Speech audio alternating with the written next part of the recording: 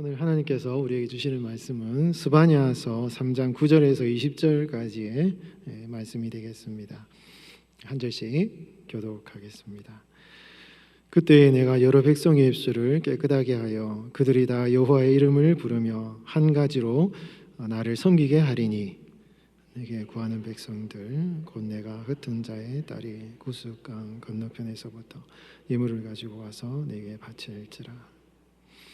그날에 내가 내게 범죄한 모든 행위로 말미암아 수치를 당하지 아니할 것은 그때 내가 내 가운데에서 교만하여 자랑하는 자들을 제거하여 내가 나의 성산에서 다시는 교만하지 않게 할 것임이라. 내가 공고하고 가난한 백성을 내 가운데 남겨두리니 그들이 여호와의 이름을 의탁하여 보호를 받을지라.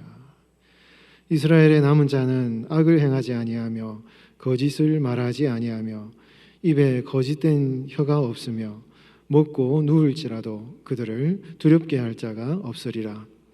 시온에 따라 노래할지어다. 이스라엘아 기쁘게 부를지어다. 예루살렘 따라 전심으로 기뻐하며 즐거워할지어다. 여호와가 내 형벌을 제거하였고 내 원수를 쫓아냈으며 이스라엘 왕 여호와가 내 가운데 계시니 내가 다시는 화를 당할까 두려워하지 아니할 것이라. 그날에 사람이 예루살렘에 이르기를 두려워하지 말라. 시온아 내 손을 늘어뜨리지 말라. 너희 하나님 여호와가 너희 가운데에 계시니 그는 구원을 베푸실 전능자이시라. 그가 너로 말미암아 기쁨을 이기지 못하시며 너를 잠잠히 사랑하시며 너로 말미암아 즐거이 부르며 기뻐하시리라 하리라. 내가 절기로 말미암아 근심하는 자들을 모으리니 그들은 내게 속한 자라. 그들에게 지워진 짐이 지옥이 되었느니라. 그때에 내가 너를 괴롭게 하는 자를 다 벌하고 저는 자를 구원하며 쫓겨난 자를 모으며 온 세상에서 수욕받는 자에게 칭찬과 명성을 얻게 하리라. 내가 그때에 너희를 이끌고 그때에 너희를 모을지라. 내가 너희 목전에서 너희의 사로잡힘을 돌이킬 때에 너희에게 천하 만민 가운데에서 명성과 칭찬을 얻게 하리라. 여호와의 말이니라. 아멘. 여호와가 너희 가운데 계시니라는 제목으로 오늘 말씀 전하겠습니다. 우리가 예수님을 영접하면 우리 하나님께서 우리 여러분들에게 함께 이제 거하시는 그런 약속을 우리 하나님께서 주셨습니다. 예수님께서 너희가 내 안에 거하고 내 말이 너희 안에 거하면 무엇이든지 원하는 대로 구하라. 그리하면 주시리라. 이렇게 말씀하셨잖아요. 이 말씀은 여러분 이걸 부정적으로 해석하시면 안 돼요. 예수님의 말씀대로 살지 않으면 기도 응답 안 해주겠다 이런 말씀이 아니죠, 여러분. 이게 이제 그 포도나무 이제 열매, 그 포도나무 가지 비유를 하시면서 예수님 그런 맥락에서 이제 말씀하신 거기 때문에, 그러니까 예수님을 믿고 주님 안에 거하면 이게 믿는다는 것이 거한다는 걸 말하는 거잖아요. 그 예수님을 믿고 영접하면 우리는 자동적으로 주님과 함께 거하는 존재거든요. 그러면은 포도나무에 붙어 있는 가지가 된 겁니다. 그러면은 그 포도나무에 붙어 있는 나무 가지가 되면은 열매를 많이 맺고 하나님이 풍성하게 기도 응답을 해주신다라는 응답의 약속이에요, 이 말씀이. 그러니까 여러분 우리는 가지는 솔직히 뭐 말라 비틀어진 가지일 수도 있고 또 상처가 많은 가지일 수도 있습니다. 가지가 뭐 잎이 많이 달려 있다고 해서 그 가지가 좋은 가지, 이제 물론 좋은 가지일 수 있겠죠. 그러나 아무리 뭐 잎이 많이 달린 좋은 가지라도 포도나무에서 떨어져 버리면 이거는 불타 장작에 쓸 수밖에 없는 그런 가지예요. 가지 자체가 중요한 게 아닙니다. 가지가 아무리 말라 비틀어지고 전혀 쓸모없는 가지라도요, 이게 여러분 포도나무에 딱 붙어 있으면 이게 바뀌는 거죠, 여러분. 말라 비틀어져서 아무리 쓸모없는 열매가 하나도 없는 나뭇잎 하나도 달려있지 않은 가지를 할지라도 이게 여러분 생명의 근원이신 포도나무에 딱 붙어 있으면은, 붙어 있는 그 순간부터 이거는 생명력이 살아나는 거잖아요. 그러니까 가지가 중요한 게 아니라 포도나무가 중요한 것입니다. 여러분들이 포도나무가 되신 예수님께 다 달라붙어 있으면은 어떠한 우리의 인생의 아픔도, 메마른 삶의 인생의 상황도 다 이게 회복이 되는 거예요, 여러분. 생명력이 넘치는 삶을 살 수 있는 것입니다. 주님 도와주세요. 하나님의 은혜를 쫙쫙 공급받는 것입니다, 여러분. 하나님이 막 공급해 주시잖아요. 생명의 은혜를 막 공급해 주시는 겁니다. 그럼 은혜를 쫙 사모하고, 은혜를 갈망하고, 식물이 열매를 맺고 과실을 맺으려면 영양분을 쫙쫙 빨아들여야 되잖아요, 그렇죠? 하나님이 무한정으로 공급해 주시니까 그를 쫙 사모하고 갈망하면 우리가 이렇게 풍성한 생명력이 넘치는 그런 가지가 되어서 잎을 많이 맺고 과실을 맺는다 이것입니다. 그러니까 이 가지는 나무에 붙어 있으면 돼요. 한 번 이 포도나무에 붙어 있으면 절대 이게 누가 떼가지 못합니다. 왜냐하면 이 우리의 구원의 섭리가 그런 거잖아요.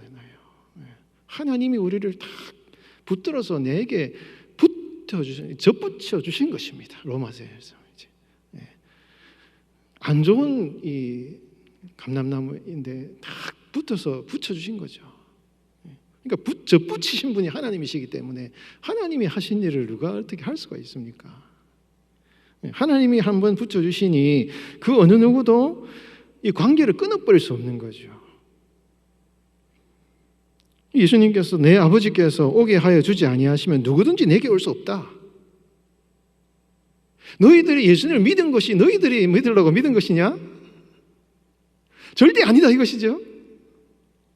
확실하게 성경이 그걸 얘기하는 것입니다. 여러분들이 예수님을 믿은 건 절대 여러분이 믿고 싶어서 믿은 게 아니에요.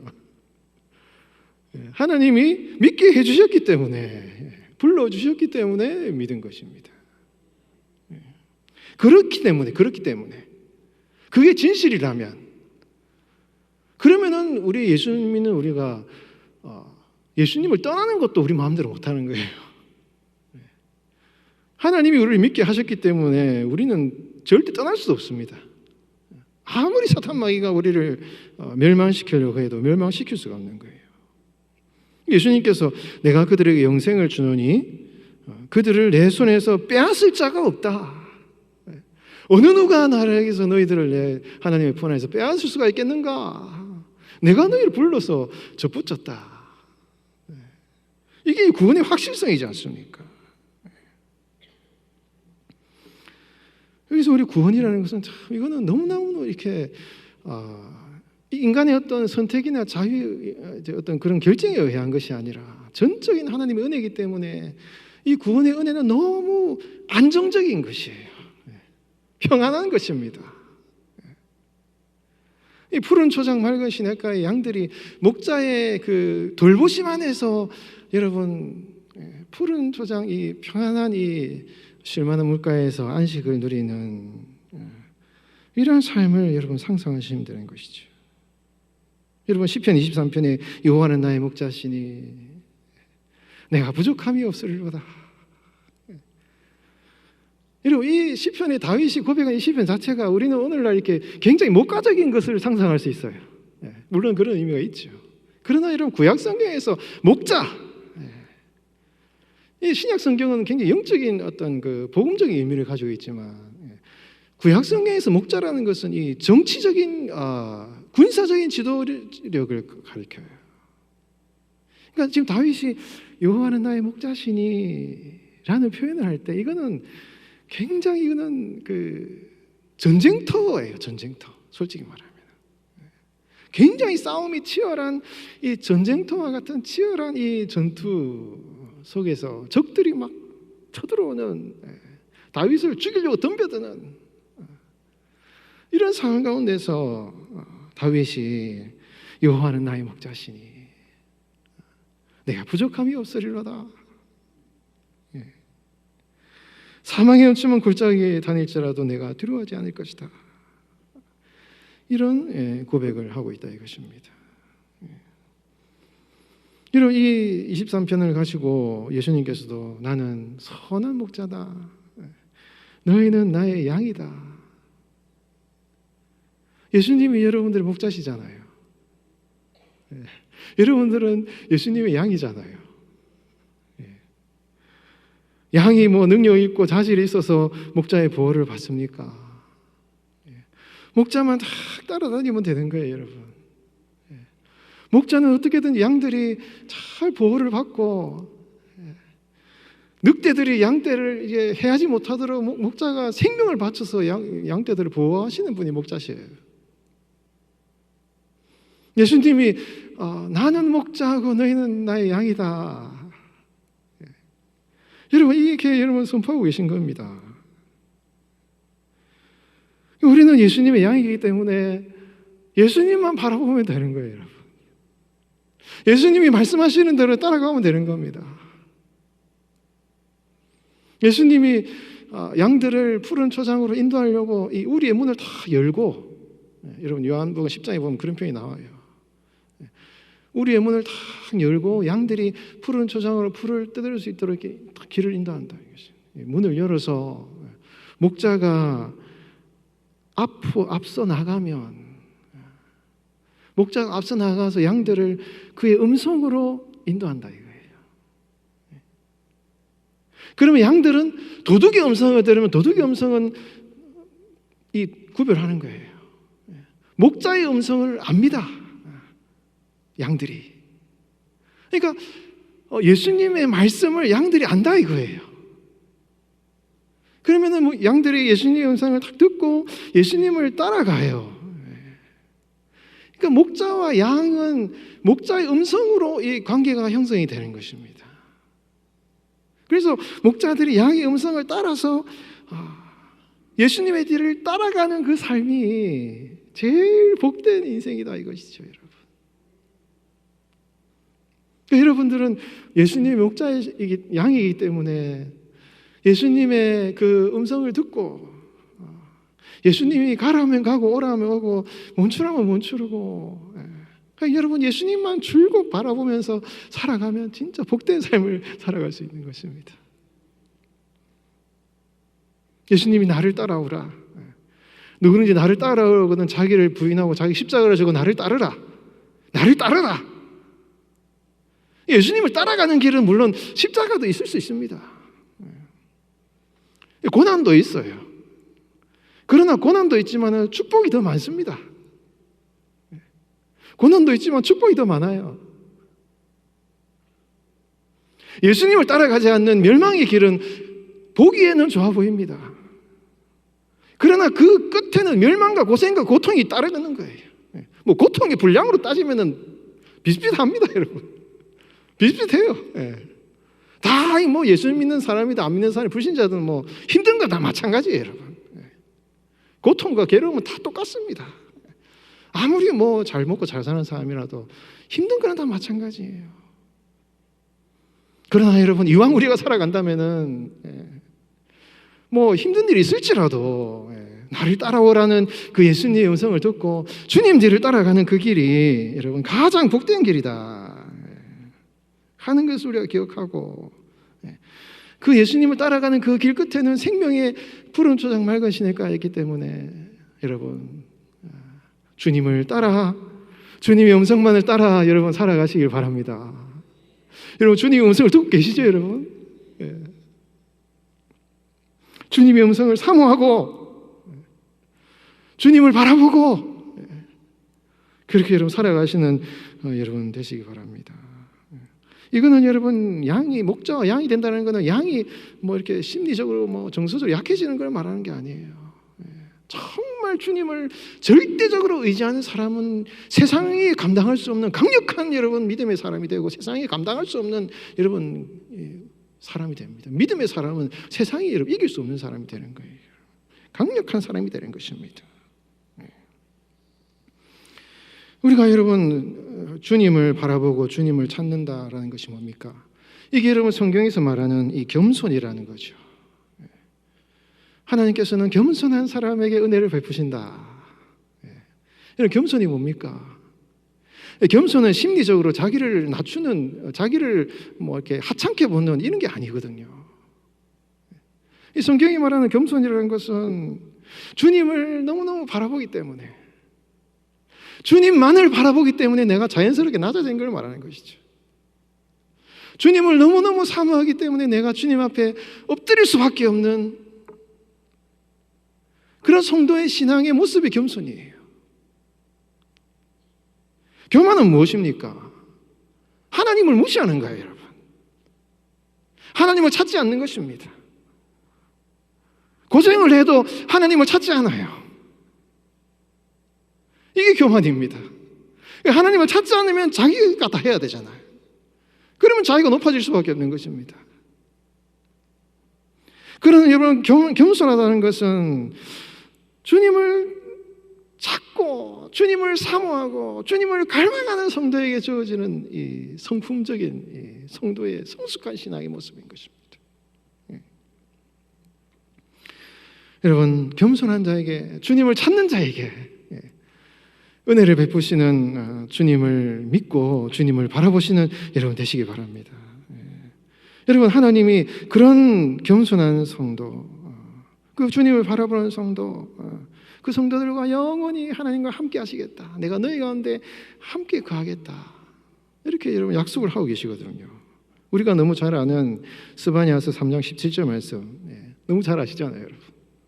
우리 같이 한번 읽어보겠습니다. 3장 17절 말씀 시작. 너희 하나님 여호와가 너희 가운데 계시니 그는 구원을 베푸실 전능자시라. 그가 너로 말미암아 기쁨을 이기지 못하시며 너를 잠잠히 사랑하시며 너로 말미암아 즐거이 부르며 기뻐하시리라. 예, 아멘. 너희 하나님 여호와가 어떻게 해요? 너희 가운데 계시니.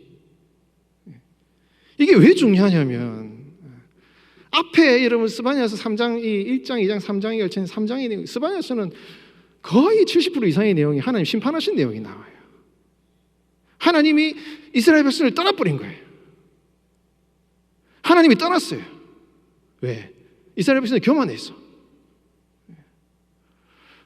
이스라엘 백성들이 하나님은 눈에 보이지 않고 하나님은 어떤 우리의 현실적인 삶에 전혀 영향력을 미칠 수 없는 어떤 허상과 같은 존재다.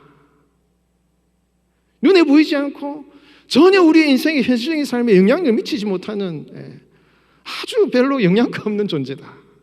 이 스바냐서 앞에 보면 그런 얘기 나옵니다. 예루살렘에 사는 지도자들이 그렇게 생각하고 있어요. 전혀 하나님에 대한 필요를 느끼지 못하고 그렇게 하나님에 대한 어떤 자신들의 마음속에 하나님을 갈망하는 마음이 없는 그런 마음. 지금의 삶에 하나님이 전혀 어떤 영향력을 미치지 못하는 것으로 생각하고 살아가는 이스라엘 백성들의 모습이에요. 하나님이 너무 우리의 현실적인 삶이 무기력하게 느껴진다 이것입니다. 하나님을 부인하는 거예요. 그래서 하나님이 다시 찾아가서 나를 찾으라 했는데도 끝까지 교만하고 배반하고 하니 하나님이 이스라엘 백성들을 떠나버린 거예요. 그래서 하나님께서 질투의 불을 보내셔가지고 다 태워버리는 거예요. 앞에 나옵니다. 하나님이 질투의 불을 보내가지고 불로 이스라엘 백성들을 예루살렘에 다 삭혀버릴 것이다. 이런 게 스바냐서 앞에 나옵니다. 하나님이 떠나버린 거예요. 그런데 그 심판을 하신 하나님께서 이제 3장 9절 말씀, 오늘 본문부터 딱 나오는 거예요. 그날에라고 말씀하시면서 본문에서부터 하나님이 불로 심판을 하시고 난 후에 정결하게 만드셔서 하나님이 다시 이스라엘 백성들 가운데 임하셨어. 이거 이런 말이에요. 9절 앞에 보면 나오는데 그때라는 말이 나옵니다. 이게 여러분 이제 스바냐서에서 하나님이 떠났는데 이제 다시 이스라엘 백성들에 돌아와서 내가 너희 가운데 다시 거하겠다. 그 양들의 목자로 예수님이 다시 찾아오신 것처럼 하나님께서 다시 너희 가운데 찾아오셔서 너희 하나님 여호와가 너희 가운데 계시니 그는 구원을 베푸실 전능자이시다. 전능자라는 말이 기뻐를 하는 단어인데 용사란 얘기예요. 영웅이란 얘기입니다. 이스라엘 백성들을 괴롭히는 그 악한 대적들을 다 물리치시는 전능하신 전쟁의 용사이신 하나님께서 이스라엘 백성들을 괴롭히는 이방 민족들을 싸그리 다 무찔러 버릴 것이다. 그런 얘기거든요. 그는 구원을 베푸실 전능자시라. 그가 너로 말미암아 기쁨을 이기지 못하시며. 이건 기쁨을 이기지 못하시며라는 말은 하나님이 기뻐하셔서 춤을 덩실덩실 추신다 이런 말이에요. 원어상에 왜 그렇습니다. 그러니까 이거는 마치 남녀가 첫사랑 이렇게 서로 너무너무 사랑하니까 아주 이렇게 뜨거운 일이 감정적인 사랑이 있잖아요. 그런 남녀 간의 첫사랑과 같은 그런 사랑을 얘기하는 거죠. 하나님께서 그렇게 첫사랑으로 사랑하시는 것처럼 이스라엘 백성들을 사랑할 것이다. 이렇게 이제 얘기하는 것입니다. 근데 그 사랑이 거기서만 끝나는 게 아니에요. 기쁨을 이기지 못하시며 너를 어떻게 사랑합니까? 잠잠히 사랑하시며. 여러분 잠잠이란 말이 이제 하라시라는 히브리어 단어인데 이게 침묵한다는 뜻이에요. 우리 성도들의 삶에 하나님이 뜨겁게 주님과의 첫사랑의 사랑도 있어요. 우리가 보통 첫사랑을 회복하자 이런 얘기만 하잖아요. 그러니까 하나님과 함께 첫사랑이 뜨거운 첫사랑의 그런 경험들도 있습니다. 그러나 어떻게 보면 여러분 어떻게 보면 하나님과의 그 사랑의 관계는 오래 지속되면 될수록 하나님과 우리 성도들의 사랑은요 잠잠한 사랑이에요. 잠잠한 사랑. 이게 중요합니다. 때로는 하나님이 침묵하시는 것 같고,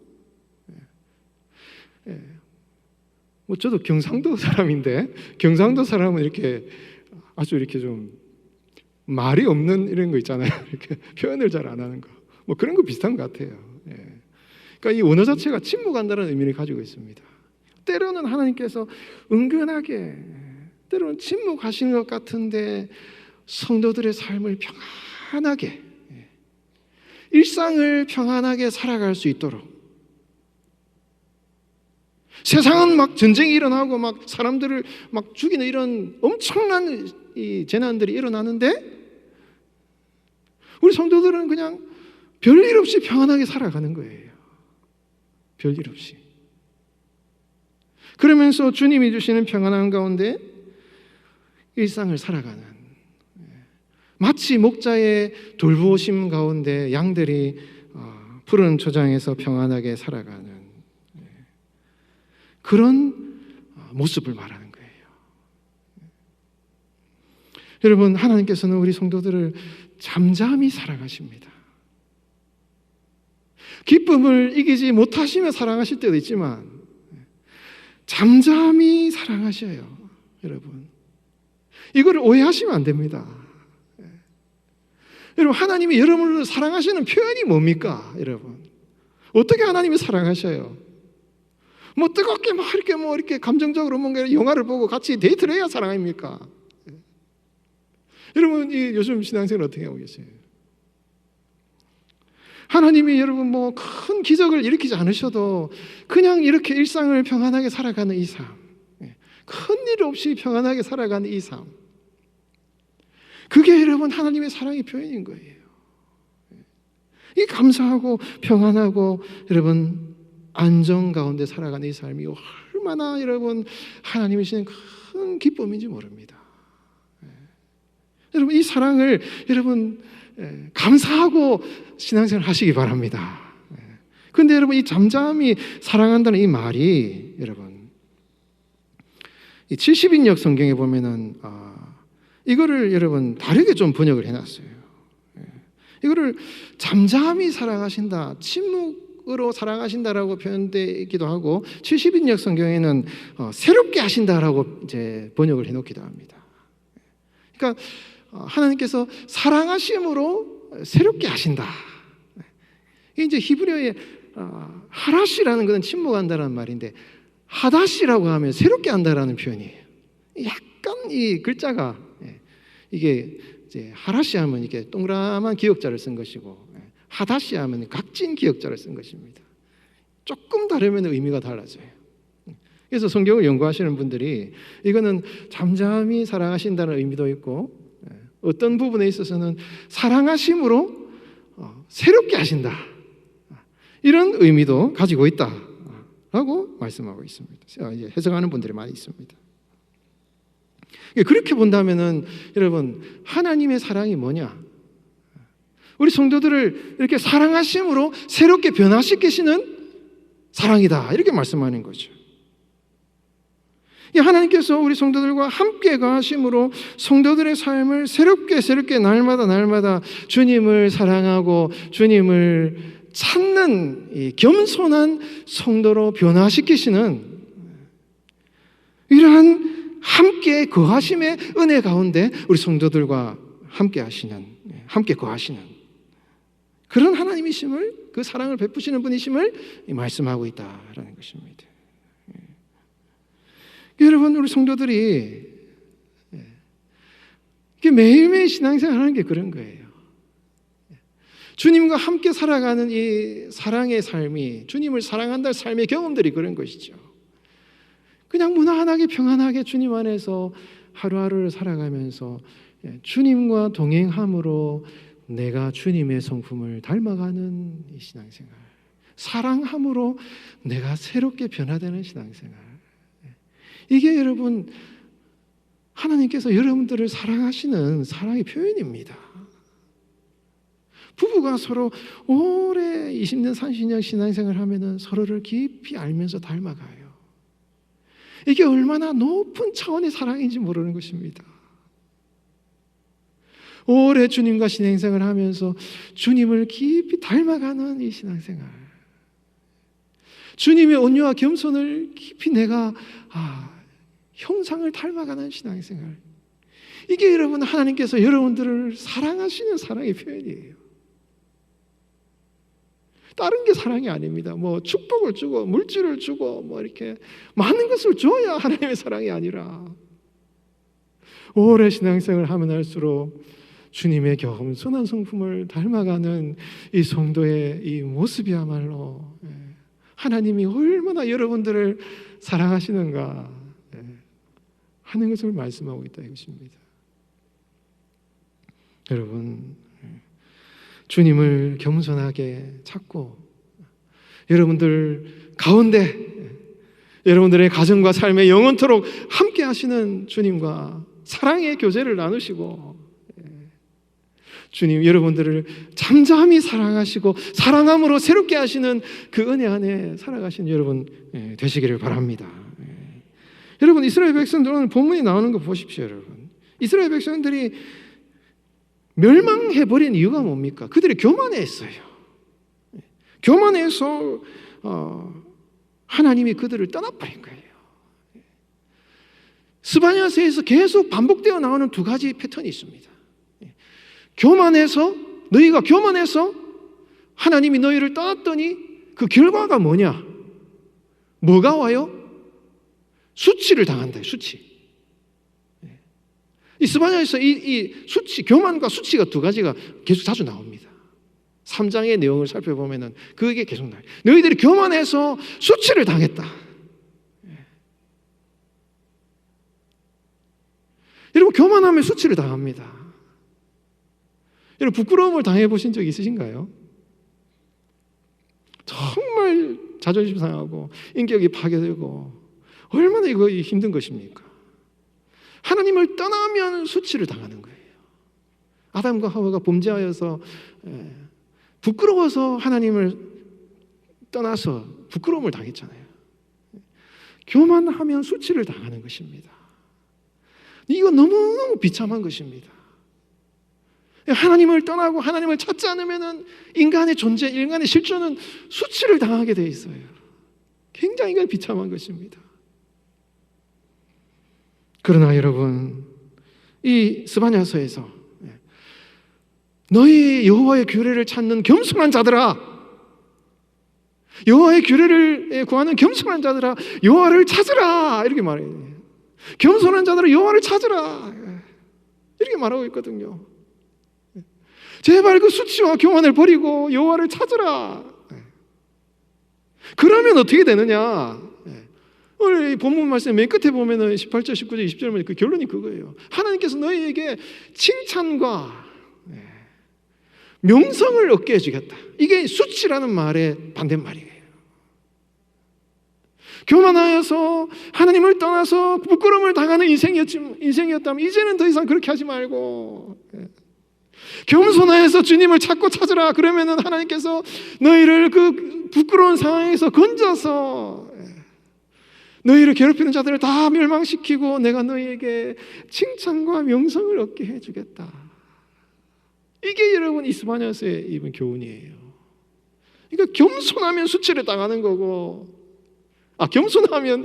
교만하면 수치를 당하는 것이고, 겸손하면 칭찬과 명성을 얻는 것이다. 이렇게 말씀하고 있는 것이죠. 여러분, 우리는 주님을 찾아야 됩니다.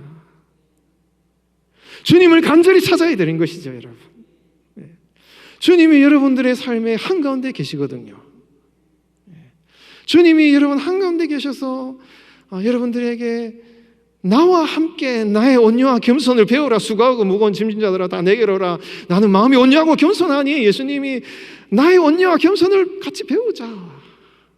이게 예수님의 평안의 메시지잖아요. 여러분, 예수님과 함께 사랑의 관계 안에서 주님의 겸손을 배우면서 주님을 찾는 성도의 삶에 모든 부끄러움이 다 사라지고, 여러분, 이 세상에서 우리가 칭찬과 명성을 얻는 복된 인생을 우리가 살아갈 수 있다는 것입니다.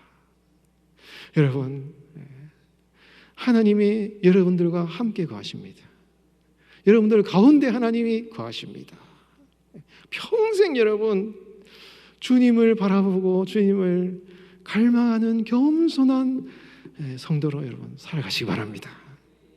그래서 하나님이 주시는 그 축복, 칭찬과 명성을 얻는, 부끄러움이 아니라, 수치가 아니라 주님이 주시는 그 칭찬과 명성을 얻는 그런 복된 삶을 살아가시는 여러분들이 되시기를 예수님의 이름으로 축원드리겠습니다.